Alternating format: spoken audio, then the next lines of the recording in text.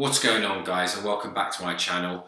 First things first, if you're new to the channel, please hit the subscribe button below now before you forget. Please put a big thumbs up on the video. Also, if you can share this content around, I'd appreciate it. And also go follow me on Instagram if you're not already. So, breaking news this morning is that Arsenal are fighting Wolves for England under-18 player Noni Madueke. Hope I pronounced that right. He is an attacking midfielder who's 17 years old, who's just broken into the PSV Eindhoven first team. So this guy used to be on Tottenham's books, and they let him go and sold him to PSV Eindhoven in 2018. And he's also being tracked by Leipzig in Germany, the Bundesliga league leaders, and also Valencia. And he's also gathering more and more interest as we go along. The news is that he's absolutely smashing at PSV since moving to there. He's just broken into the first team. He's supposed to feature against Ajax at this weekend. And yeah, he's gathering more and more interest in it all the time. Personally, not sure what to make of this, if this is true or not. Sounds like a typical Arsenal signing, if I'm honest with you. Young players, I think we've got enough at the moment, but you know, if the kid's this special, then why not? Let me know what you guys think in the comments. Leave it all down below. Would you sign this guy? You know, if he's got that much potential, would you sign him? No idea at the moment what the fee would be, but there's a whole host of clubs who are chasing him. I also believe he's only got 18 months left in his contract. So that could have something to play, you know, this January, if they don't get rid of him. In the summer, again, his value will go right down. Moving on then to now the world's worst secret, Cedric Soares, the Portuguese right back for Southampton.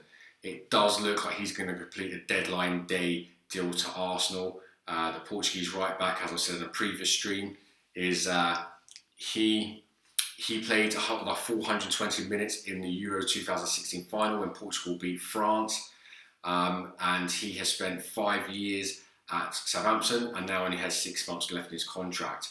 So the deal is going to be £5 million to loan him until the end of the season, at which point he'll become a free agent. From there, we'll either sign him up if we feel he's made the grade and he's good enough, or we'll let him go. Again, guys, let me know in the comments. Do you think we should do that deal? Me, I'm a bit on the fence about that one.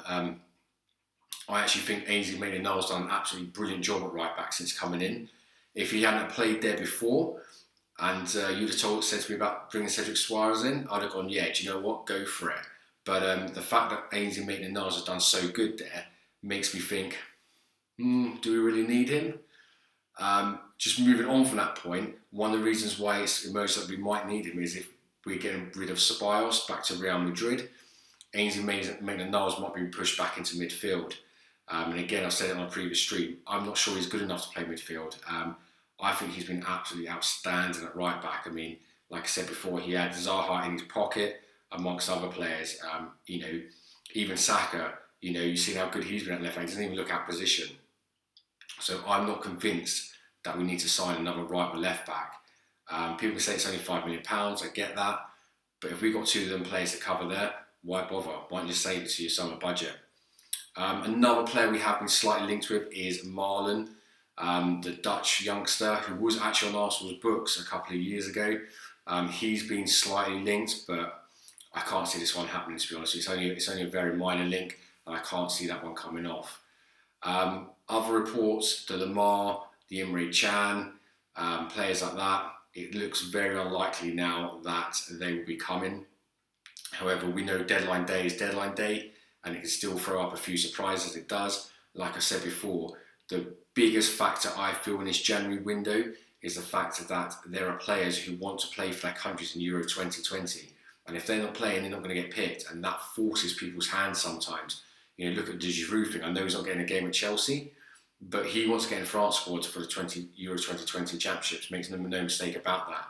Allegedly, he's turned down a move to Newcastle. I think the new people are in from Lazio.